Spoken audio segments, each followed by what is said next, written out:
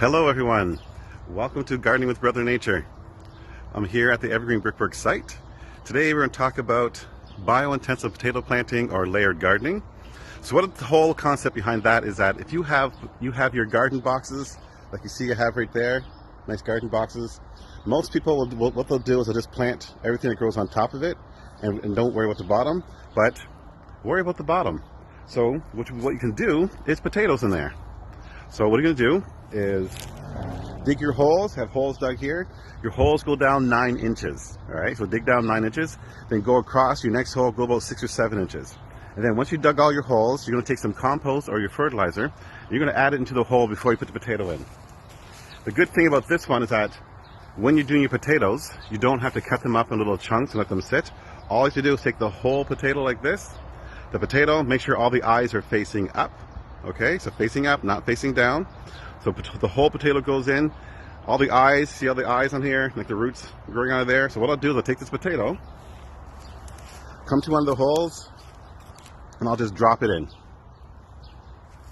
Then I come over here, I'll take my little small trowel, and I'll bury it. I'll go across and do that for all the potatoes, for all the holes inside there. What you're going to do next is once you have all the potatoes inside there, then water, give it a really good watering. And then I plant corn on top. So I'll do a whole 3 sisters on top, like corn, beans, and squash. So what you're going to do is utilize the whole area inside there. You have to use the whole area instead of just letting the bottom just sit for nothing inside there, right? So once you're doing that, then you come over to your next ones and start doing your next ones. Maybe you want to put sweet potatoes inside those ones, okay? Maybe you want to do more potatoes.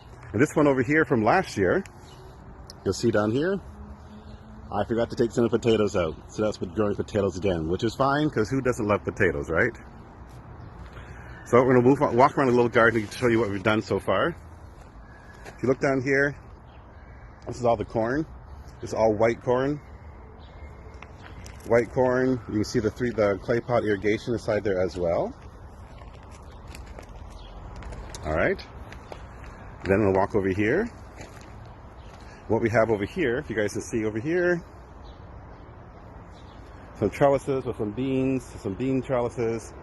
So the garden is starting to pop. Everything's a little bit late this year, but that's fine considering of the year that we're in, what we've been up to. But everything is working its way. I mean, who doesn't love the garden, right? And you know, Brother Nature loves a garden. So also inside my garden, we started planting. So let's look through one of the trellises. So over here on this trellis, that big trellis right there, we have different kind of squashes growing on the bottom of there. There's a Tatsumi squash, a Desi squash, and a Seneca squash. So hopefully I can get them to work the magic out that way. And then over here, behind me here, you see those right there. Those are going to be for pole beans. So pole beans are going to grow all inside there. We're going to have more corn planting inside here as well. So I'm going to take you through the process of everything I do here at Brother Nature's Garden, that Evergreen Brick Works, and how much fun we have.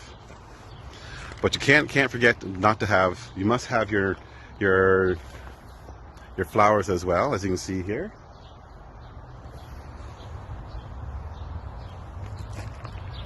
Lots of interesting stuff growing inside this garden. And that it being First Nations month or Indigenous month here in Canada, the month of June, we should always talk about native species plants and native species food or native food that are better for your gardens or better for the climate. Any native species plants are actually drought tolerant. They know how to survive our winters and are better for your soil as well, deep rooting system. Like your native trees, you can have your pawpaw trees, there's native plum trees, native persimmon trees.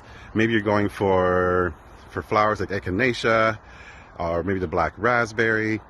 Great things to have in your garden, and it's a great food source. Last week we talked about the turtle. We saw a turtle. So this week I've seen no wildlife. Oh no, I saw a zebra swallowtail, yellow and black one. It's a part of the pawpaw trees because there's a few pawpaw trees on site, and I'm happy about that. But one thing about the turtle, within Anishinaabe culture, the turtle is very significant because we are on Turtle Island. That's why the turtle is important within Native cultures. We realize we're on Turtle Island. We see the turtle. We have turtle clans within our nations. So the turtle is very, very, very, very important to us.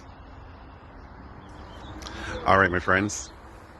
So what I need to do now is continuing my garden. I have some more potatoes that I put aside there, some more corn on top of there, so I can show you next week or the next video what it looks like after the fact.